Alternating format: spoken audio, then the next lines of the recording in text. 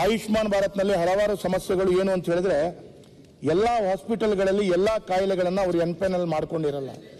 ಹಾಗಿರುವಾಗ ಯಾವುದೇ ಒಂದು ರೋಗಿಗಳು ಆ ಪ್ರಸ್ತುತವಾಗಿ ಆಸ್ಪತ್ರೆಗೆ ಹೋದಾಗ ಆ ಕಾಯಿಲೆಗಳು ನಮ್ಮ ಆಸ್ಪತ್ರೆಯಲ್ಲಿ ಎಂಪೈನಲ್ ಆಗಿಲ್ಲ ಅಂತ ಹೇಳುವಂಥದ್ದನ್ನು ಹೇಳಿ ಅವರನ್ನು ಹೊರಗಡೆ ಕಳಿಸುವಂಥದ್ದು ಅಥವಾ ಬೇರೆ ಆಸ್ಪತ್ರೆಗೆ ಕಳಿಸುವಂಥ ವಿಚಾರಗಳು ನಿರಂತರವಾಗಿ ಆಗ್ತಾ ಇದೆ. ಕೆಲವೊಂದು ಕಡೆಯಲ್ಲಿ ಏನಾಗುತ್ತೆ ಅಂತ ಹೇಳಿದ್ರೆ, ಸ್ವಲ್ಪ ಅರ್ಧವಾಸಿ ಟ್ರೀಟ್ಮೆಂಟ್ ತೆಗೆದುಕೊಂಡ ನಂತರ ಇದಕ್ಕೆ ಹಣ ಕಟ್ಟಿ ಇದು ಈ ಕಾಯಿಲೆ ನಮ್ಮ ಆಸ್ಪತ್ರೆಯಲ್ಲಿ ಎಂಪೈನಲ್ ಇಲ್ಲ ಅಂತ ಹೇಳುವಂಥದ್ದು ಹೇಳ್ತಾರೆ. ಹೇಳಿದ ತಕ್ಷಣ ಅವರು ಬೇರೆ ಆಸ್ಪತ್ರೆಗೆ ಹೋಗಬೇಕು, ಇಲ್ಲಿ ಹಣ ಕಟ್ಟಿ ಹೋಗಬೇಕು. ಈ ಒಂದು ಸಮಸ್ಯೆಗಳು ಇದೆ. ಎರಡನೇದು ಏನು ಅಂತ ಹೇಳಿದ್ರೆ, ತುರ್ತಾಗಿ ಆಕ್ಸಿಡೆಂಟ್ಗಳಾದಾಗ ಈ ಆಕ್ಸಿಡೆಂಟ್ಗಳು ಮತ್ತು ತುರ್ತಾಗಿ ಆಗುವಂಥ ಈ ಘಟನೆಗಳಿಗೆ ಆಸ್ಪತ್ರೆಯಲ್ಲಿ ದಾಖಲಾಗುವಂಥ ಸಂದರ್ಭದಲ್ಲಿ ಅವರು ಯಾವ ಆಸ್ಪತ್ರೆ ಯಾವುದೋ ಕಾಯಿಲೆಗಳಿಗೆ, ಈ ಆಕ್ಸಿಡೆಂಟ್ ಆದ ಕಾಯಿಲೆಗಳಿಗೆ ಎಂಪೈನಲ್ ಆಗಿದೆ ಅಂತ ಹೇಳುವಂಥದ್ದು ಪೇಷಂಟ್ ಅಥವಾ ಪೇಷಂಟ್ ಪಾರ್ಟಿಗಳು ಹುಡ್ಕೊಂಡು ಹೋಗಿ ಆ ಆಸ್ಪತ್ರೆಗಳಿಗೆ ಹೋಗಿ ದಾಖಲಾಗಬೇಕಾಗ್ತದೆ. ಅಲ್ಲಿ ತುರ್ತಾಗಿ ಎಮರ್ಜೆನ್ಸಿಯಾಗಿ ಹತ್ತಿರ ಹಾಸ್ಪಿಟ್ಲಿಗೆ ಹೋದಾಗ ಅವರು ಅದಕ್ಕೆ BPL ಕಾರ್ಡ್ ಇದ್ರೂ ಕೂಡ ನಾವು ಈ ಒಂದು ಹೆಡ್ ಇಂಜುರಿಗೋ ಅಥವಾ ಹಾರ್ಟಿಗೋ ಇನ್ನೊಂದು ಸಂಬಂಧಪಟ್ಟದಕ್ಕಾಗಿ ಎಂಪೈನಲ್ ಆಗಿಲ್ಲ ಅಂತ ಹೇಳುವಂಥದ್ದನ್ನು ಹೇಳಿದಾಗ ಈ ಎಮರ್ಜೆನ್ಸಿ ಆದಂಥ ಪೇಷಂಟ್ ಪಾರ್ಟಿಗಳು ಬಹಳ ತೊಂದರೆಯನ್ನು ಬೆಳೆಸ್ಕೊಳ್ತಾರೆ. ಇದರೊಟ್ಟಿಗೆ ಅವರು ನೀವು ರೆಫರಲ್ ಲೆಟರ್ ತಗೊಂಡು ಬರಬೇಕು ಅಂತ ಹೇಳ್ತಾರೆ. ಈ ರೆಫರಲ್ ಲೆಟರ್ ಎಮರ್ಜೆನ್ಸಿ ಆದಾಗ ರೆಫರಲ್ ಲೆಟರ್ ತೆಗೆದುಕೊಂಡು ಬರುವಾಗ ಸ್ವಲ್ಪ ಸಮಯಗಳಾಗತ್ತೆ. ಹಾಗಾಗಿ ಇದು ಒಂದು ಈಗ ಪ್ರಸ್ತುತವಾಗಿರುವಂಥ ಅನುಷ್ಠಾನ ಮಾಡ್ತಾ ಇರುವಂಥದ್ರಲ್ಲಿ ಸಮಸ್ಯೆಗಳು.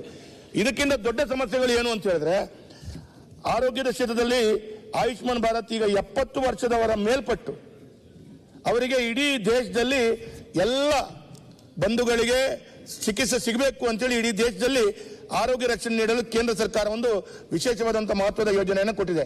70 ವರ್ಷ ಮೇಲ್ಪಟ್ಟು ಕೊಟ್ಟಂತ ಈ ಯೋಜನೆ ಕರ್ನಾಟಕ ರಾಜ್ಯದಲ್ಲಿ ನಮ್ಮ ಜನರಿಗೆ ಸಿಗ್ತಾ ಇಲ್ಲ ಅಂತ ಹೇಳೋದು ದುಃಖ ಇದೆ.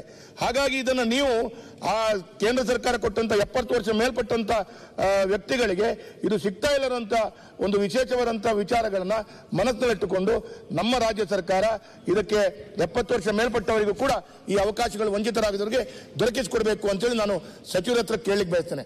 ಅದರ ಒಟ್ಟಿಗೆ ಕೊನೆಯದಾಗಿ ಒಂದು ಪ್ರಶ್ನೆ, ಇದಕ್ಕೆ ಒಟ್ಟಿಗೂ ಒಂದಕ್ಕೂ ಉತ್ತರ ಕೊಡಿ ಸರ್. ಕೊನೆಯದಾಗಿ ಏನು ಅಂತ ಹೇಳಿದ್ರೆ, ಇದರಲ್ಲಿ ಕೂಡ ಕೆಲವಾರು ಕಡೆಗಳಲ್ಲಿ ಎಮರ್ಜೆನ್ಸಿ ಹೋದಾಗ ಆ ಆಸ್ಪತ್ರೆಗಳಲ್ಲಿ ICU ಇರಲ್ಲ. ಮಾನ್ಯ ಸ್ಪೀಕರ್ ಅವರಿಗೂ ಗೊತ್ತಿದೆ, ಎಮರ್ಜೆನ್ಸಿ ಆಗಿ ಆಯುಷ್ಮಾನ್ ಭಾರತ್ನ ಬೆನಿಫಿಟ್ ತೆಗೆದುಕೊಳ್ಳುವಾಗ ಅಲ್ಲಿ ICU ಇಲ್ಲದೆ ICUಗಾಗಿ ಪರದಾಡ್ತಾ ನಿಮ್ಗಿರ್ಬೋದು, ನಮ್ಮ ಜಿಲ್ಲೆಯ ಎಲ್ಲ ಜನಪ್ರತಿನಿಧಿಗಳಿಗೆ ನಾಯಕರುಗಳಿಗೆ ಫೋನ್ ಬರುತ್ತೆ. ಇದು ಎಲ್ಲವನ್ನ ನೀವು ಸರಿಸುಮಾರಾಗಿ ಸರಿಯಾಗಿ ಒಂದು ವ್ಯವಸ್ಥಿತವಾಗಿ ಸರಿ ಮಾಡಿಕೊಡ್ಬೇಕು ಅಂತೇಳಿ ನಾನು ನಿಮ್ಮ ಹತ್ರ ಕೇಳ್ಕೊಳ್ತೀನಿ. ಮಾನ್ಯ ಸಭಾಧ್ಯಕ್ಷರೇ, ಮಾನ್ಯ ವೇದವ್ಯಾಸ್ ಕಾಮತ್ ಅವರು ಹಲವಾರು ಪ್ರಶ್ನೆಗಳನ್ನು ಕೇಳಿದ್ದಾರೆ. ಅವರ ಒಂದು ಕೊನೆಯ ಪ್ರಶ್ನೆ ಮೊದಲ ಉತ್ತರ ಕೊಡ್ತೀನಿ, ವಯೋವಂದನಾ ಯೋಜನೆ ಬಗ್ಗೆ. ತದನಂತರ ಬೇರೆದಕ್ಕೆಲ್ಲ ಉತ್ತರ ಕೊಡ್ತೀನಿ. ವಯೋವಂದನಾ ಯೋಜನೆ ಇರುವಂಥದ್ದು 70 ವರ್ಷಕ್ಕಿಂತ ಹೆಚ್ಚಿರೋರಿಗೆ 5 ಲಕ್ಷವರೆಗೂ ಅವರಿಗೆ ಚಿಕಿತ್ಸೆ ಪಡ್ಕೊಳ್ತಕ್ಕಂಥದ್ದು ಅವಕಾಶ ಇರುವಂಥ ಸ್ಕೀಮು. ಅದು ಎಲ್ಲ ವ್ಯಕ್ತಿಗಳಿಗೂ ಸೇರಿಕೊಳ್ತದೆ. 70 ವರ್ಷಕ್ಕಿಂತ ಮೇಲ್ಪಟ್ಟರು ಎಲ್ಲರೂ ಕೂಡ ಅದು ಅನ್ವಯ ಆಗ್ತದೆ. ಅದು ಒಂದು ಒಳ್ಳೆಯ ಯೋಜನೆನೇ. ಈಗ ನಮ್ಮಲ್ಲಿ ಏನು ಆಯುಷ್ಮಾನ್ ಭಾರತ್ ಆರೋಗ್ಯ ಕರ್ನಾಟಕ ABRK ಅಂತ ಏನು ನಾವು ಕರಿತೀವಿ ಯೋಜನೆ, ಇದು ನಮ್ಮಲ್ಲಿ ಸುಮಾರು 1,12,00,000 ಕುಟುಂಬಗಳಿಗೆ ಇದು ಇರುವಂಥ ಯೋಜನೆ. ಕೇಂದ್ರ ಸರ್ಕಾರ ನಮಗೆ ಸುಮಾರು 69 ಲಕ್ಷ ಕುಟುಂಬಗಳು ಮಾತ್ರ ಕವರ್ ಮಾಡ್ತಾ ಇದೆ. ಅದಕ್ಕಿಂತ ಹೆಚ್ಚು ಕುಟುಂಬಗಳನ್ನು ನಾವು ಕವರ್ ಮಾಡ್ತಾ ಇದ್ದೀವಿ. ಆದರೆ ಇದರಿಂದ ಏನಾಗಿದೆ, ಬಹುತೇಕ ಮತ್ತು APL ಕಾರ್ಡ್ಗಳು ಕೂಡ ನಾವು 30%ವರೆಗೂ ನಾವು 1.5 ಲಕ್ಷವರೆಗೂ ನಾವು ಕವರ್ ಮಾಡ್ತಾ ಇದ್ದೀವಿ. ಸೊ ಬಹುತೇಕ ನಮ್ಮ ರಾಜ್ಯದ ಎಲ್ಲ ಕುಟುಂಬಗಳು ನಾವು ಈಗಾಗಲೇ ಕವರ್ ಮಾಡ್ತಾ ಇದ್ದೀವಿ. ಒಂದು. ಎರಡನೇದು ಏನಂತ ಹೇಳಿದ್ರೆ, ವಯೋವಂದನೆ ಇರುವಂಥದ್ದು 5 ಲಕ್ಷಕ್ಕಿಂತ ಏನು ಒಂದು ಕುಟುಂಬಕ್ಕೆ 5 ಲಕ್ಷ ಇದ್ರೆ ಅದಕ್ಕಿಂತ ಹೆಚ್ಚು ಖರ್ಚಾದಾಗ ಯಾರಾದ್ರೂ 70 ವರ್ಷ ವಯಸ್ಸಾಗಿರೋರು ಇದ್ದಾಗ 5 ಲಕ್ಷ ಆ ಒಂದು ಮಿತಿಯನ್ನು ದಾಟಿದ್ರು ಕೂಡ ಇನ್ನು 5 ಲಕ್ಷವರೆಗೂ ಅವ್ರಿಗೆ ಸಿಕ್ಕುವಂತ ಒಂದು ಯೋಜನೆ. ಈಗ ಈ ನಾನು ಕೇಂದ್ರ ಸರ್ಕಾರ ಪತ್ರ ಬರೆದಿದ್ದೇನೆ ಮಾನ್ಯ ಸಭಾಧ್ಯಕ್ಷರೇ. ಏನಾಗಿದೆ, ಈ ಆಯುಷ್ಮಾನ್ ಭಾರತ್ ಯೋಜನೆ ಏನಿದೆ ನಮ್ಮ ಇಂಪ್ಲಿಮೆಂಟೇಷನ್ ಈಗ 60-40 ಇದ್ರೂ ಕೂಡ ಕೇಂದ್ರ ಸರ್ಕಾರ 60%, ರಾಜ್ಯ ಸರ್ಕಾರ 40% ಇದ್ರೂ ಕೂಡ ನೈಜವಾಗಿ ಆಗ್ತಾ ಇರುವಂಥದ್ದು 75% ರಾಜ್ಯ ಸರ್ಕಾರದ್ದು, 25% ಕೇಂದ್ರ ಸರ್ಕಾರದ ಆಗ್ತಾ ಇದೆ ನಮ್ಮ ಒಟ್ಟಾರೆ ಖರ್ಚು. ಸೊ ಅದರಿಂದ ಏನಾಗ್ತದೆ, ಈ ವಯೋವಂದನೆ ಯೋಜನೆಯನ್ನು ನಾವು ಅನುಷ್ಠಾನ ಮಾಡಬೇಕಾದ್ರೆ ಇದಕ್ಕೆ ಎಷ್ಟು ಖರ್ಚು ಆಗ್ಬೋದು ಮತ್ತು ಇದನ್ನ ಯಾವ ರೀತಿಯ ಕೇಂದ್ರ ಸರ್ಕಾರ ನೀವು ಭರಿಸ್ತೀರಾ ಅಂತ ನಾನು ಅವರಿಗೆ ಪತ್ರವನ್ನು ಬರೆದಿದ್ದೀವಿ. ನಮ್ಮ ಇಲಾಖೆಯ ಪ್ರಧಾನ ಕಾರ್ಯದರ್ಶಿಗಳು ಕೇಂದ್ರದ ಅವರ ಕಾರ್ಯದರ್ಶಿಗೆ ಬರೆದಿದ್ದಾರೆ. ನೀವು ಯಾವ ಲೆಕ್ಕಾಚಾರದ ಮೇಲೆ ಈ ದುಡ್ಡನ್ನು ಕೊಡ್ತೀರಾ, ಎಷ್ಟು ಅಮೌಂಟನ್ನು ನಮ್ಗೆ ಕೊಡ್ತೀರಾ ಅಂತ ನಾವು ಡಿಟೇಲ್ ಆಗಿ ಒಂದು ನಮ್ಮ ಕಡೆಯಿಂದ ನಾವು ಪತ್ರ ಬರೆದಿದ್ದೀವಿ. ಅವರು ಅದಕ್ಕೆ ಯಾವುದಕ್ಕೂ ಕೂಡ ಇನ್ನೂ ಉತ್ತರ ಕೊಡಲಿಲ್ಲ. ಯಾಕೆಂತ ಹೇಳಿದ್ರೆ ನಾವಿಲ್ಲಿ ಖರ್ಚು ಮಾಡ್ತಾ ಹೋಗೋದು, ಅವರು ಅದಕ್ಕೆ ಹಣ ಕೊಡದೇ ಹೋದರೆ ಮತ್ತು ಇದು ಎಲ್ಲ ನಮ್ಮ ಮೇಲೇ ಹೊರೆ ಆಗ್ತದೆ. ಸೊ ಅದನ್ನು ನಾನು ಸ್ಪಷ್ಟವಾದಂಥ ಒಂದು ವಿಷಯವನ್ನು ಅವರಿಗೆ ಕೇಂದ್ರಕ್ಕೆ ಬರೆದಿದ್ದೇನೆ. ಇನ್ನೂ ಕೂಡ ಅವರು ನಮಗೆ ಒಂದು ಉತ್ತರ ಕೊಟ್ಟಿಲ್ಲ. ಆದ್ದರಿಂದ ಯಾವ ಪ್ರಮಾಣದಲ್ಲಿ ಅವರು ಈ ಯೋಜನೆ ಅಡಿಯಲ್ಲಿ ನಮ್ಮ ಲೆಕ್ಕಾಚಾರ ಪ್ರಕಾರ ವರ್ಷಕ್ಕೆ ಒಂದು 68.98 ಕೋಟಿ ಅಗತ್ಯ ಆಗ್ತದೆ. ಈ ಸ್ಕೀಮ್ ಅಂದಾಜು ಲೆಕ್ಕ, ಈ ಸ್ಕೀಮ್ ಇಂಪ್ಲಿಮೆಂಟ್ ಆದರೆ ಇದರಲ್ಲಿ ಕೇಂದ್ರ ಸರ್ಕಾರ 60% ಅಂತ ಹೇಳಿದ್ರೆ ನೀವು 36.58 ಕೋಟಿ ಕೊಡಬೇಕಾಗ್ತದೆ. ಈ ಆಧಾರದ ಮೇಲೆ ನೀವು ನಮಗೆ ಮಾಹಿತಿ ಕೊಡಿ ಅಂತ ಹೇಳಿದ್ದೀವಿ. ಅವರು ಇದಕ್ಕೆ ಯಾವುದೂ ಕೂಡ ಉತ್ತರ ಕೊಟ್ಟಿಲ್ಲ. ಸೊ ಅವರು ಹೇಳಿದ ಮೇಲೆ ಖಂಡಿತವಾಗಿಯೂ ನಾವು ಇಂಪ್ಲಿಮೆಂಟ್ ಮಾಡ್ತೀವಿ. ಆದರೆ ನಮ್ಮಲ್ಲಿ 70 ವರ್ಷಕ್ಕಿಂತ ಮೇಲ್ಪಟ್ಟಿರೋರಿಗೆ ಎಲ್ಲರೂ ಕೂಡ ನಮ್ಮ ಸ್ಕೀಮಲ್ಲಿ ಆಲ್ರೆಡಿ ಇದ್ದಾರೆ. ಅದನ್ನ ನಾವೇನು ಅವರಿಗೆ ನಿರಾಕರಣೆ ಏನು ಆಗ್ತಾ ಇಲ್ಲ. ನಮ್ಮ ರಾಜ್ಯದ ಎಲ್ಲ 70 ವರ್ಷಕ್ಕಿಂತ ಮೇಲಿರೋರಿಗೆ ನಾವು ಕೊಡ್ತಾ ಇದ್ದೀವಿ. ಈ ಒಂದು ಯೋಜನೆ ಇಂಪ್ಲಿಮೆಂಟ್ ಆಗಬೇಕಾದ್ರೆ ಅವ್ರು ನಮಗೆ ಸ್ಪಷ್ಟೀಕರಣ ಕೊಡಬೇಕು. ಯಾಕಂದ್ರೆ ರಾಜ್ಯ ಸರ್ಕಾರ ಈಗ ಆಯುಷ್ಮಾನ್ ಭಾರತ್ ದೇಶ ಎಲ್ಲ ಕಡೆ ಓಡ್ತಾ ಇದೆ. ಜನ ತಿಳ್ಕೊಳ್ತಾರೆ ಕೇಂದ್ರ ಸರ್ಕಾರದ ಯೋಜನೆ ಅಂತ. ಅದು 75% ನಮ್ಮ ರಾಜ್ಯ ಕೊಡ್ತಾ ಇರುವಂತದ್ದು. ಇದು ಈ ರಾಜ್ಯ ಸರ್ಕಾರದ ಅತ್ಯಂತ ದೊಡ್ಡ ಯೋಜನೆ ಇದು. ಸೊ ಇದನ್ನ ನಾವು ತಿಳ್ಕೊಂಡು ಕೇಂದ್ರದ ಒಂದು ಸ್ಪಷ್ಟೀಕರಣ ಬಂದ್ಮೇಲೆ ನಾವು ಖಂಡಿತವಾಗಿಯೂ ಇದನ್ನು ಇಂಪ್ಲಿಮೆಂಟ್ ಮಾಡ್ತೀವಿ. ಮತ್ತು ಇನ್ನೊಂದು ಹೇಳಿರ್ತಕ್ಕಂಥದ್ದು, ಅವರು ನಮ್ಮ ಈಗ ತುರ್ತಿನ ಪರಿಸ್ಥಿತಿಗಳಲ್ಲಿ ಆಕ್ಸಿಡೆಂಟ್ ಆದಂಥ ಪರಿಸ್ಥಿತಿಯಲ್ಲಿ ಚಿಕಿತ್ಸೆ ನೀಡಬೇಕು. ಅದು 1 ಲಕ್ಷವರೆಗೂ ಎಲ್ರಿಗೂ ಕವರ್ ಆಗ್ತದೆ. ಯಾವುದೇ ಆಸ್ಪತ್ರೆ ಆಗಿರ್ಬೋದು 1 ಲಕ್ಷವರೆಗೂ ಅದು ಕವರ್ ಆಗ್ತದೆ, ಅದು ತುರ್ತು ಪರಿಸ್ಥಿತಿ ಇದ್ದಾಗ. ಮತ್ತು ನಮ್ಮ ಎಂಪ್ಯಾನಲ್ಡ್ ಆಸ್ಪತ್ರೆಗಳಲ್ಲಿ ಅವರು ಖಂಡಿತವಾಗಿಯೂ ಆ 5 ಲಕ್ಷ ಮಿತಿ ಒಳಗಡೆ ಅವರು ಟ್ರೀಟ್ಮೆಂಟ್ ಕೊಡ್ತಕ್ಕಂಥದ್ದಕ್ಕೆ ಅವಕಾಶ ಇದೆ. ಮತ್ತು ರೆಫರಲ್ ಸಿಸ್ಟಮ್ ನಮ್ಮ ದೇಶದಲ್ಲಿ, ನಮ್ಮ ರಾಜ್ಯದಲ್ಲಿ ಇರುವಂಥ ರೆಫರಲ್ ಸಿಸ್ಟಮ್ ಇದೆ. ಅದು ಕೆಲವು ಟೆರ್ಷರಿ ಕೇರ್ಗೆ, ಎಮರ್ಜೆನ್ಸಿ ಕೇರ್ಗೆ ರೆಫರಲ್ ಅಪ್ಲೈ ಆಗೋದಿಲ್ಲ. ನೇರವಾಗಿ ಅವ್ರಿಗೆ ರೆಫರಲ್ ಇಲ್ದೇನೆ ಹೋಗುವಂಥ ಪ್ರೊಸೀಜರ್ಸು ಕೂಡ ಇದೆ, ರೆಫರಲ್ ಅಗತ್ಯ ಇರುವಂಥ ಪ್ರೊಸೀಜರ್ಸ್ ಕೂಡ ಇದೆ. ಅದರಲ್ಲಿ ನಾವು ಕೆಲವು ಇದು ಭಾಳ ಚೆನ್ನಾಗಿ ನಡೀತಾ ಉಂಟು. ಎಮರ್ಜೆನ್ಸಿ ಬಂದಾಗ ಖಂಡಿತವಾಗಿಯೂ ಅವರಿಗೆ ಟ್ರೀಟ್ಮೆಂಟ್ ತಗೊಳ್ತಕ್ಕಂಥದ್ದಕ್ಕೆ ಅವಕಾಶ ಮಾಡಿಕೊಟ್ಟಿದ್ದೇವೆ. ಇನ್ನೂ ಏನಾದರೂ ಕ್ರಮ ಮುಂದೆ ತಗೊಳ್ಬೇಕಂತ ಹೇಳಿದ್ರೆ ಖಂಡಿತ ತಗೊಳ್ಳೋಣ. ಆದರೆ ನಮ್ಮ ABRK ಯೋಜನೆ ಇದರ ಒಂದು ಒಟ್ಟಾರೆ ಏನು ನೀವು ಆರೋಗ್ಯ ಸಚಿವರಾಗಿದ್ದಾಗ ಅವಾಗ ಇದು ಇಂಪ್ಲಿಮೆಂಟೇಷನ್ಗೆ ಬಂತು. ಖಂಡಿತವಾಗಿಯೂ ಇದು ಒಂದು ಒಳ್ಳೆಯ ಒಂದು ವ್ಯವಸ್ಥೆ ಅಡಿಯಲ್ಲಿ ನಡೀತಾ ಉಂಟು. ಸಚಿವರು ನನ್ನ ಪ್ರಶ್ನೆ ಅನ್ಕೊಂಡು ಸಚಿವರು ಹೇಳಿದ್ರು 70 ವರ್ಷ ಮೇಲ್ಪಟ್ಟು ಈಗಾಗಲೇ ಕೇಂದ್ರ ಸರ್ಕಾರಕ್ಕೆ ಏನೋ ಪತ್ರ ಪಡೆದಿದ್ದಾರೆ ಅಂತ ಅವರು ಹೇಳ್ತಾರೆ. ಆದರೆ ದೇಶದ ಸರಿಸುಮಾರು ಎಲ್ಲ ರಾಜ್ಯಗಳಲ್ಲಿ 70 ವರ್ಷದ ಮೇಲ್ಪಟ್ಟಂತ ಈ ಒಂದು ವ್ಯಕ್ತಿಗಳಿಗೆ ಈ ಸವಲತ್ತುಗಳು ಎಡಿಷನಲ್ ಆಗಿ 5 ಲಕ್ಷನ ಸವಲತ್ತುಗಳು ಸಿಗ್ತಾ ಇದೆ. ಕೇವಲ ಕರ್ನಾಟಕದಲ್ಲಿ ಸಿಗ್ತಾ ಇಲ್ಲ ಅಂತ ಹೇಳುವಂತ ಮಾಹಿತಿಗಳು ನನಗೆ ಬಂದಿದ್ದು. ಹಾಗಾಗಿ ತಮ್ಮ ಜವಾಬ್ದಾರಿಯನ್ನ ಏನಂತ ಹೇಳಿದ್ರೆ, ಏನು ಸರ್ಕಾರಕ್ಕೆ ಪತ್ರ ಬರೆದಿದ್ದೀರಿ, ಅದು ತಮಗೆ ಏನು ಅದಕ್ಕೆ ಸಂಬಂಧಪಟ್ಟಂತ ಏನಾದರೂ ಗೊಂದಲಗಳಿದೆ ಅಥವಾ ಇದಿದೆ, ಅದನ್ನು ತಕ್ಷಣ ತರಿಸ್ಕೊಂಡು ಇದರಿಂದ ನಮ್ಮ ರಾಜ್ಯದ ಜನರು 70 ವರ್ಷ ಮೇಲ್ಪಟ್ಟವರು ವಂಚಿತರಾಗಬಾರ್ದು ಅಂತೇಳಿ ಒಂದನೇ ವಿಚಾರ. ಎರಡನೇದು ನಂದೊಂದು ಪ್ರಶ್ನೆ, ನೀವು ಹೇಳಿದ್ರಿ ಎಂಪೆನಲ್ ಎಲ್ಲ ರೋಗಗಳಿಗೆ, ಎಲ್ಲ ಕಾಯಿಲೆಗಳಿಗೆ ಅಥವಾ ಎಲ್ಲ ಎಮರ್ಜೆನ್ಸಿಗಳಿಗೆ ಎಲ್ಲ ಆಸ್ಪತ್ರೆಗಳಲ್ಲಿ ಎಂಪೆನಲ್ ಆಗಿಲ್ಲ. ಒಂದು ಉದಾಹರಣೆಗೆ, ಒಂದು ಆಸ್ಪತ್ರೆ ಕೇವಲ 5 ಕಾಯಿಲೆಗಳಿಗೆ ಮಾತ್ರ ಎಂಪೆನಲ್ ಮಾಡ್ಕೊಂಡಿದ್ದಾರೆ, 10 ಕಾಯಿಲೆಗಳಿಗೆ ಮಾತ್ರ ಎಂಪೆನಲ್ ಮಾಡ್ಕೊಂಡಿದ್ದಾರೆ. ಆ ಕಾಯಿಲೆ ಬಿಟ್ಟು ಬೇರೆ ಕಾಯಿಲೆಗಳಿದ್ದವರು ಆ ಆಸ್ಪತ್ರೆಗೆ ಹೋದ್ರೆ ಹಣ ಖರ್ಚು ಮಾಡಿಯೇ ಅವರು ಬರಬೇಕು. ಇದು 100ಕ್ಕೆ 100 ಸತ್ಯ ಸರ್. ನೀವು ಯಾರ ಹತ್ರ ಬೇಕಾದ್ರೆ ಕೇಳಿ ನೋಡಿ. ಅದಕ್ಕಾಗಿ ನಾನು ಹೇಳುವಂತದ್ದು, ಯಾಕೆ ಎಲ್ಲಾ ಆಸ್ಪತ್ರೆಗಳು ಎಲ್ಲಾ ರೋಗಗಳಿಗೆ ಅದರಲ್ಲಿ 4 ವಿಧಾನ ಮಾಡಿದ್ದಾರೆ, 2A, 3A, 2B ಮತ್ತು 4A. 4A ಅಂತ ಹೇಳಿದ್ರೆ ಎಮರ್ಜೆನ್ಸಿ ಆಗಿ ಬರುವಂತದ್ದು. ಇದಕ್ಕೆಲ್ಲ ಸರ್ 1 ಮಿನಿಟ್, ಇದಕ್ಕೆಲ್ಲವೂ ಎಲ್ಲ ಕಾಯಿಲೆಗಳಿಗೆ ಎಲ್ಲ ಆಸ್ಪತ್ರೆಗಳು ಎಂಪೆನಲ್ ಮಾಡುವ ತರದಲ್ಲಿ ಸರ್ಕಾರ ಕ್ರಮ ವಹಿಸಿಕೊಳ್ಬೇಕು. ಕೆಲವೇ ಕಾಯಿಲೆಗಳಿಗೆ ಕೆಲವೇ ಮಾನ್ಯ ಸಭಾಧ್ಯಕ್ಷರೇ, ಆ ಆಸ್ಪತ್ರೆಗಳಲ್ಲಿ ಯಾವ ಸ್ಪೆಷಾಲಿಟೀಸ್ ಇದೆ ಅದು ನಾವು ಎಂಪೆನಲ್ ಮಾಡಕ್ ನಾವು ತಯಾರಾಗಿರ್ತೀವಿ. ನಮ್ಗೇನು ಅದರಲ್ಲಿ ಸಮಸ್ಯೆ ಏನಿಲ್ಲ. ಅದು 2A, 3A ಏನು ಕ್ಯಾಟಗರಿಗಳಿದೆ, ಆ ಕ್ಯಾಟಗರಿ ಮಾಡಿರ್ತಕ್ಕಂಥದ್ದು ಬೇರೆ ಬೇರೆ ಒಂದು ಪ್ರೊಸೀಜರ್ಸ್ಗೋಸ್ಕರ. ಅದಕ್ಕೋಸ್ಕರ ನಾವು ಆಸ್ಪತ್ರೆಗಳು ಏನೇನು ಫೆಸಿಲಿಟೀಸ್ ಇದೆ ನಮ್ಮ ಜೊತೆ ಎಂಪೆನಲ್ ಆಗೋದಕ್ಕೆ ಯಾವ ಸಮಸ್ಯೆ ಇಲ್ಲ. ನಾವು ಒಂದು ಆಸ್ಪತ್ರೆ ನಮ್ಮ ಜೊತೆ ಎಂಪೆನಲ್ ಆದ್ರೆ ಆ ಫೆಸಿಲಿಟೀಸ್ ಪ್ರಕಾರ ನಾವು ಅವ್ರಿಗೆ ದುಡ್ಡು ಕೊಟ್ಟೇ ಕೊಡ್ತೀವಿ. ಸರ್ ಎಂಪೆನಲ್ ತಾವು ಮಾಡಿಸ್ಬೇಕು ಸರ್, ಅವ್ರು ಮಾಡಲ್ಲ. ಫೋರ್ಸ್ ಮಾಡಕ್ಕಾಗಲ್ಲ. ಆಸ್ಪತ್ರೆಯವರು ನಮ್ಮ ಜೊತೆ ಎಂಪ್ಯಾನಲ್ ಮುಂದೆ ಬರ್ತಾರೆ, ಅವ್ರನ್ನ ಎಂಪ್ಯಾನಲ್ ಮಾಡ್ಕೋಬಹುದು. ನೀವು ಕಡ್ಡಾಯವಾಗಿ ಎಂಪ್ಯಾನಲ್ ಮಾಡ್ಕೊಳ್ಳಿ ಅಂತ ನಾನು ಆಸ್ಪತ್ರೆಗೆ ಹೇಳಕ್ ಆಗಲ್ಲ ಸಚಿವರು. ನಾನು ಕೇಳೋದು, ಒಬ್ಬ ಹೊಟ್ಟೆ ನೋವು ಆದವನು, ತಲೆನೋವು ಆದವನು, ಏನಾದವನು ಯಾವ ಆಸ್ಪತ್ರೆಗಳಂತೇಳಿ ಆ ಪೆನಲ್ ಆಗಿದೆ ಎಂಪೆನಲ್ ಆಗಿದೆ ಅಂತೇಳಿ ನೋಡ್ಕೊಂಡು ಹೋಗಿ ಅಡ್ಮಿಟ್ ಆಗ್ಲಿಕ್ಕೆ ಆಗತ್ತಾ? ಆಕ್ಸಿಡೆಂಟ್ ಆದಾಗ ಯಾವ ಎಂಪೆನಲ್ ಅಲ್ಲಿ ಇದೆ ಅಂತೇಳಿ ನೋಡ್ಕೊಂಡು, ಅದಕ್ಕಾಗಿ ನಾನು ಹೇಳೋದು ಎಲ್ಲಾ ಆಸ್ಪತ್ರೆಗಳಿಗೆ ಅದು ಎಂಪೆನಲ್ ಮಾಡುವಾಗ ಸರ್ಕಾರ ಕ್ರಮವನ್ನು ವಹಿಸಿಕೊಳ್ಬೇಕು. ಇಲ್ಲ ಅಂತೇಳಿ ಆದ್ರೆ ನೀವು ಒಂದು ಆಸ್ಪತ್ರೆಗೆ ಒಂದು ಕಾಯಿಲೆ, ಒಂದು ಆಸ್ಪತ್ರೆಗೆ ಒಂದು ಕಾಯಿಲೆ ಅಂತೇಳಿ ಹುಡ್ಕೊಂಡು ಹೋಗ್ಲಿಕ್ಕೆ ಆಗಲ್ಲ. ನೀವು ಆತರ ಅಧ್ಯಕ್ಷರೇ, ಒಂದು ನಿಮಿಷ, ಕೂಡ 592 ಆಸ್ಪತ್ರೆಗಳು ಎಂಪ್ಯಾನಲ್ ಆಗಿದ್ದಾರೆ. ಅವರ ಆಸ್ಪತ್ರೆಯಲ್ಲಿ ನಮ್ಮ ಪ್ರೊಸೀಜರ್ಸ್ ಪ್ರಕಾರ ಏನೇನು ಅವ್ರ ಚಿಕಿತ್ಸೆ ಕೊಡ್ಬೋದು, ನಾವು ಅದನ್ನ ನಮ್ಮ ಸ್ಕೀಮ್ ಅಡಿಯಲ್ಲಿ ಕವರ್ ಮಾಡ್ಕೊಳ್ತೀವಿ. ಆಯ್ತಾ? ಕೆಲವು ಟ್ರೀಟ್ಮೆಂಟ್ಸು ನಮ್ಮಲ್ಲಿ ಕವರ್ ಆಗಿಲ್ಲ. ಅದು ನಾವು ಅವ್ರಿಗೆ ಆ ಒಂದು ಟ್ರೀಟ್ಮೆಂಟ್ಸ್ಗೆ ಪ್ರೊಸೀಜರ್ಸ್ಗೆ ನಾವು ನಮ್ಮ ಒಂದು ಸ್ಕೀಮ್ ಅಡಿಯಲ್ಲಿ ಕವರ್ ಆಗಿಲ್ಲ. ಅದನ್ನು ನಾವು ಅದಕ್ಕೆ ಹಣ ಕೊಡೋಕೆ ಆಗೋದಿಲ್ಲ. ಆದರೆ ಎಲ್ಲ ಆಸ್ಪತ್ರೆಗಳು ಯಾವ ಎಂಪ್ಯಾನಲ್ ಆಗಿದೆ ಅವರಲ್ಲಿ ಇರುವಂಥ ಚಿಕಿತ್ಸೆ ಕೊಡುವಂಥ ಏನೇನು ಫೆಸಿಲಿಟಿ ಇದೆ ಖಂಡಿತ ಕೊಡೋದಕ್ಕೆ ಯಾವುದೇ ಒಂದು ಸಮಸ್ಯೆ ಇಲ್ಲ.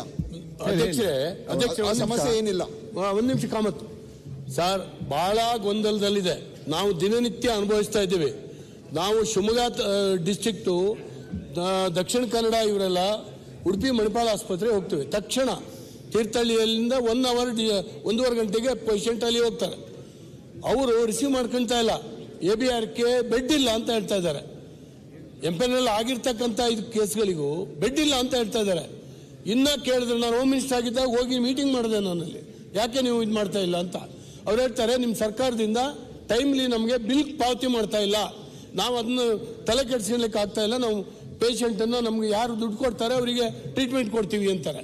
ಹಾಗಾಗಿ ನೀವು ಸ್ವಲ್ಪ ಬಂದೋಬಸ್ತ್ ಮಾಡದೆ ಹೋದರೆ ಈ ಆಸ್ಪತ್ರೆಗಳು ಆಟ ಆಡ್ತವೆ. ನಿಮ್ಮ ಜೊತೆಗೆ ಒಂದು ರೇಟ್ ಕಾಂಟ್ರಾಕ್ಟ್ ಮಾಡ್ಕೊಂಡಿದ್ದಾರೆ. ಆ ರೇಟ್ ಕಾಂಟ್ರಾಕ್ಟಿಗಿಂತ ಬೇರೆ ಇದಕ್ಕೆ ಜಾಸ್ತಿ ಚಾರ್ಜ್ ಮಾಡ್ತಾರೆ. ಜಾಸ್ತಿ ವಸೂಲಿ ಮಾಡುವಂಥ ಪೇಷಂಟ್ಗಳಿಗೆ ಅವರು ವಸೂಲಿ ಮಾಡ್ಕೊಂಡು ಟ್ರೀಟ್ಮೆಂಟ್ ಕೊಡ್ತಾರೆ. ಈ ಬೆಡ್ ಇದಕ್ಕೆ ಬೆಡ್ ಇಲ್ಲ ಅಂತ ಹೇಳ್ತಾ ಇದ್ದಾರೆ. ಇದನ್ನ ಏನಾದರೂ ಮಾಡಿ ಒಂದು ಸರಿ ಮಾಡಬೇಕು.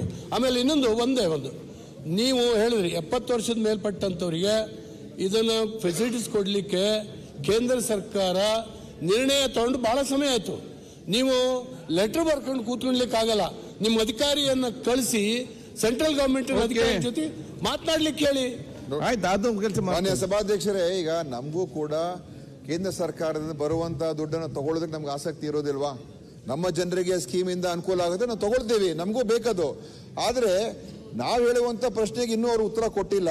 ನಮ್ಮ ಅಧಿಕಾರಿ ದೆಹಲಿಗೂ ಕೂಡ ಹೋಗಿ ಬಂದಿದ್ದಾರೆ, ಅಲ್ಲೂ ಮಾತಾಡಿದ್ದಾರೆ. ಇದುವರೆಗೂ ಕೂಡ ಕೇಂದ್ರ ಸರ್ಕಾರ ನಮಗೆ ಸ್ಪಷ್ಟ ಉತ್ತರ ಕೊಟ್ಟಿಲ್ಲ. ಸೊ ಆ ವಯೋವಂದನೆ ಯೋಜನೆಗೆ ಅದು ಕೇಂದ್ರ ಸರ್ಕಾರದಿಂದ ಸ್ಪಷ್ಟೀಕರಣ ಬಂದ ನಂತರ ಖಂಡಿತ ಇಂಪ್ಲಿಮೆಂಟ್ ಮಾಡ್ತೀವಿ. ಈಗ ಕೆಲವು ಕಡೆ ಆಸ್ಪತ್ರೆಗಳಲ್ಲಿ ಹೆಚ್ಚು ಪೇಮೆಂಟ್ ತಗೊಳ್ತಾರೆ ಎಲ್ಲ, ನೀವೆಲ್ಲ ಹೇಳ್ತಾ ಇದ್ದೀರಾ. ಯಾಕಂತ ಹೇಳಿದ್ರೆ ನಮ್ಮ ಏನು ಪ್ಯಾಕೇಜ್ ರೇಟ್ಸ್ ಇದೆ ಇದು 2018 ಪ್ಯಾಕೇಜ್ ರೇಟು ಒಂದು ಹಳೆ ರೇಟ್ಸ್ ಇದೆ.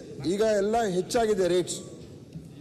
ಸೊ ನ್ಯಾಚುರಲ್ ಏನ್ ಮಾಡ್ತಾರೆ ಅವರು, ಸ್ವಲ್ಪ ಹೆಚ್ಚು ಪೇಷಂಟ್ಗಳಿಂದ ಹೆಚ್ಚು ಹಣ ಕೇಳ್ತಾ ಇದ್ದಾರೆ. ಕೆಲವು ಕಡೆ ಕಂಪ್ಲೇಂಟ್ಸ್ ಇದೆ, ನಾನು ಇಲ್ಲ ಅಂತ ಹೇಳೋದಿಲ್ಲ, ಆಯ್ತಾ? ಅದನ್ನ ರಿವೈಸ್ ಮಾಡಬೇಕು. ಈಗ ರಿವೈಸ್ ಮಾಡೋದು ಕೂಡ ಪ್ರಾಬ್ಲಮ್ ಇದೆ. ಯಾಕೆ ಅಂತ ಹೇಳಿದ್ರೆ ನಾವೀಗಾಗಲೇ 75% ನಾವು ದುಡ್ಡು ಕೊಡ್ತಾ ಇದ್ದೀವಿ. ನಾನೇನಾದ್ರೂ ರಿವೈಸ್ ಮಾಡಿದ್ರೆ ಈ ಪ್ಯಾಕೇಜ್ ರೇಟ್ಸ್ ಅನ್ನ ಕೇಂದ್ರ ಸರ್ಕಾರ ಅವರು ಹೆಚ್ಚು ನಮ್ಗೆ ಅನುದಾನ ಕೊಡದೆ ಹೋದ್ರೆ ನನಗೆ 90% ಆಗುತ್ತೆ ನನ್ನ ಖರ್ಚಾಗ. ಕೇಂದ್ರ ಸರ್ಕಾರ 10% ಇಳಿತದೆ. ಈ ಆಯುಷ್ಮಾನ್ ಭಾರತ್ ಸ್ಕೀಮ್ ಇದಲ್ಲ, ನಾನು ಪ್ಯಾಕೇಜ್ ರೇಟ್ಸ್ ರಿವೈಸ್ ಮಾಡಿದ್ರೆ ಈಗ ನನ್ನ ಖರ್ಚು 90% ಆಗ್ತದೆ, ಕೇಂದ್ರ ಸರ್ಕಾರ ಬರೀ 10% ಆಗ್ತದಾಗ. ಯಾಕಂದ್ರೆ ಅವರು ನಮ್ಗೆ ಹಣ ಹೆಚ್ಚು ಕೊಡೋದಿಲ್ಲ. ಅವ್ರದ್ದು ಪರ್ ಪರ್ಸನ್ ಪರ್ ಇಯರ್ 1052 ರೂಪಾಯಿ ಅಂತ ಲೆಕ್ಕಾಚಾರ ಮಾಡಿ ಕೊಡ್ತಾ ಇದ್ದಾರೆ.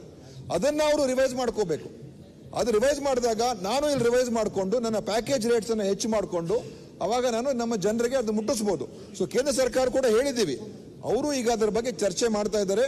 ಬಹುಶಃ ಅವರು ಏನಾದರೂ ಅದನ್ನ ಬದಲಾವಣೆ ಮಾಡಿಕೊಂಡ್ರೆ, ಅವರಲ್ಲಿ ರೇಟ್ ರಿವೈಸ್ ಮಾಡಿಕೊಂಡ್ರೆ, ನಾನು ರೇಟ್ ರಿವೈಸ್ ಮಾಡಿದ್ರೆ ಅವಾಗ ಈ ನಮ್ಮ ಪ್ಯಾಕೇಜ್ ರೇಟ್ಸ್ ಹೆಚ್ಚಾಗ್ತದೆ, ಅವಾಗ ಆಸ್ಪತ್ರೆ ಕೂಡ ಅನುಕೂಲ ಆಗುತ್ತೆ.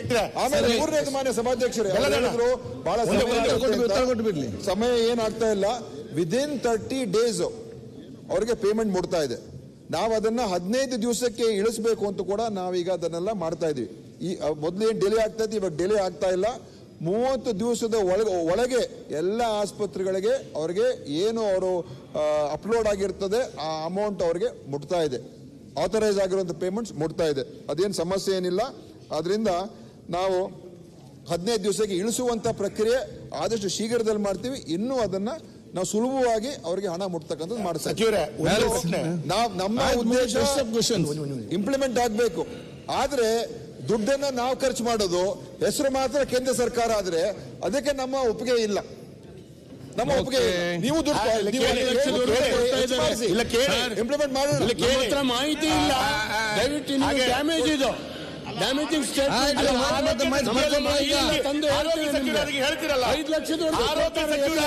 ಆರೋಗ್ಯ ದೃಷ್ಟಿಯಲ್ಲಿ ನೀವು ಹಣ ಇದು ಅದು ಅಂತ ಹೇಳಿದ್ರೆ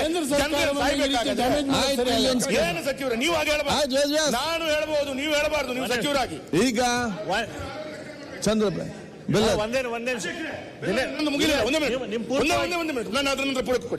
ನೋಡಿ ಸಚಿವರೇ, ಬಡ ಈಗ ಇತ್ತೀಚಿನ 3-4 ದಿವಸಗಳಲ್ಲಿ ಪತ್ರಿಕೆಯಲ್ಲಿ ಬಂದದ್ದು, ಬಡ ರೋಗಿಗಳಿಗೆ ಐಸಿಯು ಸಿಗುತ್ತಿಲ್ಲ, ಖಾಸಗಿ ಅವರು ಆಯುಷ್ಮಾನ್ ಚಿಕಿತ್ಸೆ ಕೊಡುತ್ತಿಲ್ಲ. ವಿಜಯ ಕರ್ನಾಟಕ, ಉದಯವಾಣಿ, ಬೇರೆ ಬೇರೆ ಪತ್ರಿಕೆಯಲ್ಲಿ ಯಾಕೆ ಹೇಳ್ತೇನೆ ಅಂತ ಹೇಳಿದ್ರೆ, ನೀವು ಹೇಳುವಂತ ಮಾತುಗಳು ಅದರಲ್ಲಿ ಕೂಡ ರೆಗ್ಯುಲರ್ ಆಯುಷ್ಮಾನ್ ಭಾರತ್ ಒಂದಾದ್ರೆ 70 ವರ್ಷ ಮೇಲ್ಪಟ್ಟು ದೇಶದ ಎಲ್ಲ ರಾಜ್ಯಗಳಲ್ಲಿ ಸಿಗುತ್ತೆ, ಕೇವಲ ಕರ್ನಾಟಕದಲ್ಲಿ ಸಿಗಲ್ಲ ಅಂತ ಹೇಳಿ ಆದ್ರೆ ನಿಮಗೆ ಅದು ಮಾಡ್ಲಿಕ್ಕೆ ಇಂಟ್ರೆಸ್ಟ್ ಇಲ್ಲ ಅಂತ ಬರುತ್ತೆ. ಕರ್ನಾಟಕ ಕೇಂದ್ರ ಸರ್ಕಾರದ ಇಷ್ಟ ಇಲ್ಲ ಅಂತೇಳಿ ಆಗುತ್ತೆ. ಹಾಗಲ್ಲ, ನೀವು ಲೆಕ್ಕಾಚಾರಗಳಿದ್ರೆ ಕುತ್ಕೊಂಡು ಮಾಡ್ಕೊಂಡು ಬನ್ನಿ. ಆದ್ರೆ ರಾಜ್ಯ ಸರ್ಕಾರ ರಾಜ್ಯ ಜನರಿಗೆ ಬರಬೇಕಾದಂತ ಸವಲತ್ತು ತೊರೆದುಕೊಡ್ಬೇಕಾದಂತ ಜವಾಬ್ದಾರಿ ನಿಮ್ದು. ಆಯ್ತು. ಈಗ ಒಂದೇ ನಿಮಿಷ ಎಲ್ಲಾ ಸ್ಕೀಮ್ಗಳಕ್ಕಿಂತ ಈ ಸ್ಕೀಮು ಜನರಿಗೆ ಅತ್ಯಂತ ಹೆಚ್ಚು ಯೂಸ್ ಆಗುವಂತ ಸ್ಕೀಮ್. ಇವತ್ತು ಹೊಟ್ಟೆ ನೋವಾದ್ರೆ ನೆಗಡಿ ಆದ್ರೆ ಅವ್ರ ದವಾಖಾನಿಗೆ ಹೋದ್ರ ಅಲ್ಲಿ ಗುಳಿ ಕೊಡ್ಲಿಕ್ಕೆ ನಡೀತೈತೆ. ಅವ್ರು ಹೊರಗೆ ಹೋಗಿ 10 ರೂಪಾಯಿ ಕೊಟ್ಟು 20 ರೂಪಾಯಿ ಕೊಟ್ಟು ತೋಳ್ತಾರ.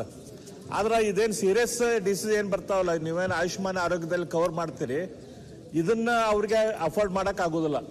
ಅದಕ್ಕೆ ಬೇರೆದರಲ್ಲಿ ಬಜೆಟ್ ಕಡಿಮೆ ಮಾಡ್ರಿ, ಇದರಲ್ಲಿ ನೀವು ಕೊಡೋದಾದ್ರೂ ದುಡ್ಡು ಕೊಡ್ರಿ ದಯಮಾಡಿ. ಅದು ಕೇಂದ್ರ ಸರ್ಕಾರ ಜೊತೆ ನೀವು ಅದನ್ನ ಪ್ರಪೋಸಲ್ ಕಳಿಸ್ರಿ, ಹೆಚ್ಚು ಮಾಡ್ಕೊಳ್ಳೋದು ಮಾಡ್ರಿ. ಅದಕ್ಕೆ ನಮ್ಮಿಂದ ಏನು ಸಹಕಾರ ಬೇಕಂದ್ರೆ ನಾವು ಸತ್ಯ ಕೊಡ್ಲಿಕ್ಕೆ ತಯಾರಿದ್ದೇವೆ. ಆದ್ರೆ ಇದಕ್ಕೆ ಮಾತ್ರ 2018 ಅದನ್ನ ರಿವೈಸ್ ಮಾಡಿ ರೇಟ್. ಅದು ರಿವೈಸ್ ಮಾಡ್ಲಿಲ್ಲ ಅಂತಂದ್ರ ನಿಮ್ದೇನ್ 90% ಏನ್ ಪ್ರಶ್ನೆ ಇಲ್ಲ. ಸರ್, ತಾವು ಎಮರ್ಜೆನ್ಸಿಯಲ್ಲಿ ಏನ್ ಕೇಸಸ್ ಅನ್ನ ಕ್ರೈಟೀರಿಯಾ ಮಾಡಿದಿರಿ, ಆ ಕ್ರೈಟೀರಿಯಾ ಏನಾಗ್ತಿದೆ ಸರ್? ಒಂದ್ ನಿಮಿಷ ಸರ್, ಒಂದ್ ನಿಮಿಷ ಸಜೆಷನ್ ಕೊಡಿ ಮಾರ. ಈಗ ಸರ್, ಎಮರ್ಜೆನ್ಸಿಯಲ್ಲಿ ತಾವು ಮಾಡಿದಂತ ಕ್ರೈಟೀರಿಯಾಗಳು ಫುಲ್ಫಿಲ್ ಆಗ್ತಿಲ್ಲ.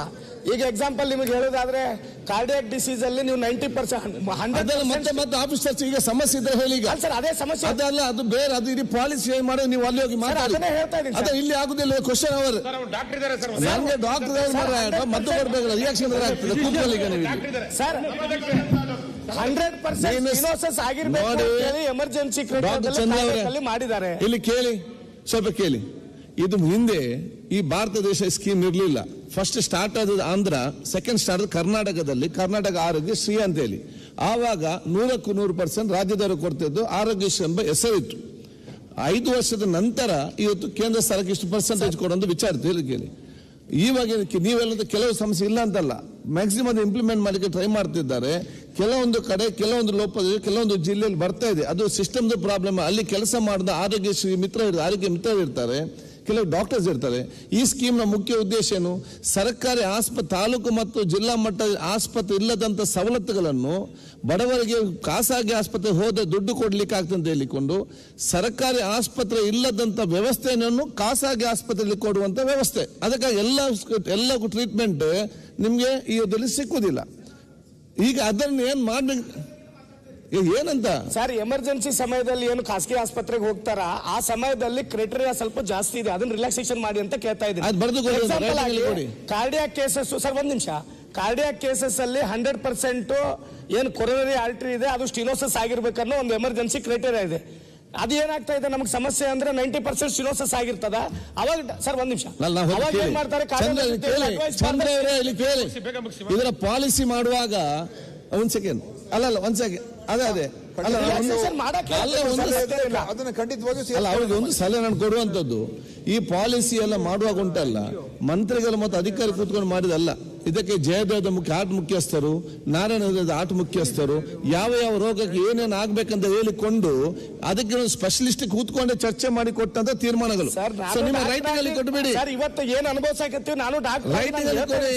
ಕ್ರೈಟೇರಿಯಾ ರಿಲ್ಯಾಕ್ಸೇಷನ್ ಕ್ರೈಟೇರಿಯಾ ಚೇಂಜ್ ಮಾಡಲಿಕ್ಕೆ ಬರೆದು ಕೊಡಿ. ಸಭಾ ತಾವು ಹೇಳಿದಾಗೆ ಇದೆಲ್ಲ ಟೆಕ್ನಿಕಲ್ ಇಶ್ಯೂ. ಅದೇನ್ ನಮ್ಮ ಟೆಕ್ನಿಕಲ್ ಕಮಿಟಿ ಅವರು, ಯಾಕಂದ್ರೆ ಕಾರ್ಡಿಯಾಕ್ ಅಂತ ಹೇಳಿದ್ರೆ ECG, ಆಂಜಿಯೋ ಇದೆಲ್ಲ ಬರ್ತದೆ. ಟೆಕ್ನಿಕಲ್ ಆಗಿ ಏನ್ ಮಾಡಬೇಕು ಖಂಡಿತ ಅದನ್ನ ತಗೊಂಡು ಮಾಡೋಣ. ನಿಮ್ಮ ಸಲಹೆ ಏನಿದೆ ಅದನ್ನು ನಾನು ತೆಗೆದುಕೊಂಡು ನಮ್ಮ ಟೆಕ್ನಿಕಲ್ ಕಮಿಟಿ ಅವರಿಗೆ ಕೊಟ್ಟು ಪರಿಶೀಲನೆ ಮಾಡಿ ಅದು ಕಾರ್ಯಗತ ಮಾಡಕ್ ಸಾಧ್ಯತೆ ಇದ್ರೆ ಖಂಡಿತ ಮಾಡೋಣ. ನಮ್ದೇನು ಬೇರೆ ಏನು ಸಮಸ್ಯೆ ಏನಿಲ್ಲ. ಸಭಾಧ್ಯಕ್ಷರೇ, ಏನೊಂದು ಸನ್ಮಾನ್ಯ ಸಚಿವರು ಆಯುಷ್ಮಾನ್ ಭಾರತ್ ವಿಚಾರದಲ್ಲಿ ಏನೊಂದು ಫಂಡಿಂಗ್ ಸಿಸ್ಟಮ್ ಬಗ್ಗೆ ಮಾತಾಡಿದ್ರು. ಚರ್ಚೆ ಆಯ್ತು, ಸಲಹೆ ನಾನೇನು ಜಾಸ್ತಿ ಏನು ಅವ್ರನ್ನ ಸಲಹೆ ಮಾತಾಡ್ತಿಲ್ಲ ಸರ್. ಮುಖ್ಯವಾಗಿ ಏನು ತಲಾ ಪೂಲಿಂಗ್ ಫಂಡ್, ನಿಮಗೂ ಗೊತ್ತಿದೆ, ನೀವು ಆರೋಗ್ಯ ಸಚಿವರಾಗಿ ಕೆಲಸ ಮಾಡಿದವರು. ಈ ಫಂಡಿಂಗ್ ಸಿಸ್ಟಮ್ ಇರೋದು ತಲಹಾ ಏನು ಪ್ರತಿಯೊಬ್ಬ ವ್ಯಕ್ತಿ ಆಧಾರಿತವಾಗಿ ಹಣವನ್ನ ಕೇಂದ್ರದಿಂದ ಒಂದು 60% ಕೊಡುವಂಥದ್ದು, 40% ರಾಜ್ಯ ಸರ್ಕಾರ ಕೊಡುವಂಥದ್ದು. ತಲವಾರು ಆಗಿ ಪೂಲಿಂಗ್ ಮಾಡಿ ಇದನ್ನ ಯಾವ ರೀತಿ ಪೂಲಿಂಗ್ ಆಫ್ ಫಂಡ್ ಆಗಿದೆ, ಆ ಪೂಲಿಂಗ್ ಆಫ್ ಫಂಡ್ ಅಲ್ಲಿ ಎಷ್ಟು ಯುಟಿಲೈಸೇಷನ್ ಮಾಡಿದ್ದಾರೆ, ಎಷ್ಟು ಬಳಕೆ ಆಗ್ತಿದೆ, ಬೇಸಿಕ್ ಕಾನ್ಸೆಪ್ಟ್ ಇರೋದು ಇದು ಪೂಲಿಂಗ್ ಆಫ್ ಫಂಡ್ ಕಾನ್ಸೆಪ್ಟ್ ನಲ್ಲಿ ಮಾಡಿರೋದು. ಅವರು ಆರೋಗ್ಯ ಸಚಿವರಾಗಿ ಕೆಲಸ ಮಾಡಿರುವಂತದ್ದು. ಸುವರ್ಣ ಆರೋಗ್ಯ ಸುರಕ್ಷಾ ಟ್ರಸ್ಟ್ ಅಂತ ಪ್ರಾರಂಭ ಮಾಡಿದೆ ಕರ್ನಾಟಕದಲ್ಲಿ. ಆರೋಗ್ಯಶ್ರೀ ಆದ್ಮೇಲೆ 2ನೇ ರಾಜ್ಯ ಭಾರತದಲ್ಲಿ ಅಂದ್ರೆ ಅದು ಕರ್ನಾಟಕ. ಆ ತದನಂತರ ಪ್ರಾರಂಭವಾಗಿ ವಿಸ್ತರಣೆ ಆಗಿರೋದು ಇವತ್ತು ದೇಶ ಮಟ್ಟದಲ್ಲಿ ಈ ಕಾರ್ಯಕ್ರಮ ವಿಸ್ತರಣೆ ಆಗಿರೋದು. ಹಾಗಾಗಿ ತಲಾ ಏನ್ ಕಾಂಟ್ರಿಬ್ಯೂಷನ್ ಬರುತ್ತೆ ಆ ಕಾಂಟ್ರಿಬ್ಯೂಷನ್ ನ ಪೂಲ್ ಫಂಡ್ ಅಲ್ಲಿ ನಾವು ಯುಟಿಲೈಸೇಷನ್ ಮಾಡುವಂತದ್ದು. ಹಾಗಾಗಿ ಈ ಪ್ರಪೋರ್ಷನ್ ಅಲ್ಲಿ 75% ಆಗ್ತಿದೆ, 80% ಆಗ್ತಿದೆ. ನೀವು ಪ್ರೈಸ್ ರಿವೈಸ್ ಮಾಡಬೇಕಾದ್ರೆ ಫಾರ್ ಎಕ್ಸಾಂಪಲ್ ಯಾವುದೋ ಒಂದು ಟ್ರೀಟ್ಮೆಂಟ್ ತಪ್ಪು ಈಗ ಸಭಾಧ್ಯಕ್ಷರು ಇವರು ನಾವು ಯಾವಾಗಾರ ಪ್ರೈಸ್ ರಿವೈಸ್ ಮಾಡಬೇಕಾದ್ರೆ ಕರ್ನಾಟಕ ರಾಜ್ಯದಲ್ಲಿ ಯಾವುದೋ ಒಂದು ಟ್ರೀಟ್ಮೆಂಟ್ ಕೇಂದ್ರ ಸರ್ಕಾರ ಕೇಳಿ ರಿವೈಸ್ ಮಾಡಿದ್ರಾ? ನೀವಾಗ ನೀವೇ ರಾಜ್ಯ ಸರ್ಕಾರದಲ್ಲಿ ನಿಮ್ಮ ಅಧಿಕಾರವನ್ನು ಬಳಕೆಯನ್ನು ಮಾಡಿಕೊಂಡು ಆರೋಗ್ಯ ಕರ್ನಾಟಕ, ಆಯುಷ್ಮಾನ್ ಭಾರತ್ ಅನ್ನುವಂತ ಎರಡೂ ಕಾರ್ಯಕ್ರಮ ಒಟ್ಟಿಗೆ ಇವತ್ತು ಈ ಸದನದಲ್ಲಿ ಒಬ್ಬ ಆರೋಗ್ಯ ಸಚಿವರು ಗೊತ್ತಿದೆ ತಪ್ಪು ಮಾಹಿತಿಯನ್ನ ಈ ರೀತಿ ಇವತ್ತು NHM ಫಂಡ್ ಅನ್ನ ಹೇಳ್ಬೋದು. ಬೇಕಾದ್ರೆ ನೀವು ಸಮಯ ಕೊಡಿ, ನಿಲುವಳಿ ಸೂಚನೆಯಲ್ಲೇ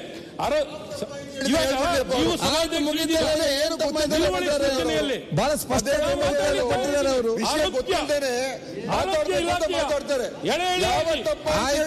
ಆರೋಗ್ಯ ಇಲಾಖೆ ನಮ್ಮ ಒಂದು ಸೆಕೆಂಡ್ ಯಾಕೆ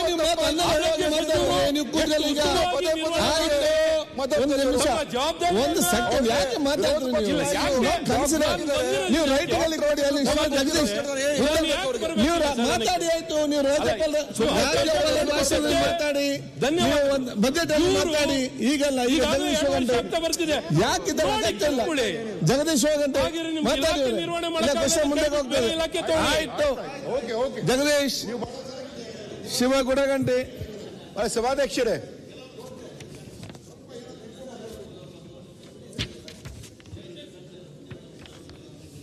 ಮಾನ್ಯ ಸಭಾಧ್ಯಕ್ಷರೇ, ಚರ್ಚೆಗೆ ಒಂದು ಅವಕಾಶ ಮಾಡಿ ಪಾಪ ಚರ್ಚೆ ಮಾಡೋಣ. ಅವ್ರಿಗೆ ಅವ್ರನ್ನ ಕೇಳಿಸ್ಕೊಳ್ತೀನಿ. ಯಾಕೆ ಅವ್ರಿಗೆ ಅಡ್ಡಿಪಡಿಸ್ತೀರಿ ಮಾತಾಡುವಾಗ? ಉನ್ನತ ಶಿಕ್ಷಣ ಸಚಿವರಿಗೆ ಮಂಡಿಸ್ತಾ ಇದ್ದೀರಾ ಪ್ರಶ್ನೆ 199. ಯಾರು ಉತ್ತರ ಕೊಡೋದು ಅವರಿಗೆ? ಎಲ್ಲಿಂದ ಯಾರ್ದು ಹೋಯ್ತು? ಮಾನ್ಯ ಅಧ್ಯಕ್ಷರೇ, ಉತ್ತರವನ್ನು ಒದಗಿಸಲಾಗಿದೆ. ಮಾನ್ಯ ಅಧ್ಯಕ್ಷರೇ, ಉತ್ತರವನ್ನು ನಾನು ನೋಡಿದ್ದೇನೆ. ವಿಷಯ ಬೇರೆ ಕಡೆ ಎಳ್ಕೊಂಡು ಹೋಗ್ತಾ ಇದೆ. ಬಹಳ ಬರ್ನಿಂಗ್ ಇಶ್ಯೂ ಕೂಡ ನಮ್ಮ ಕ್ಷೇತ್ರದಲ್ಲಿ ಆಗಿದೆ.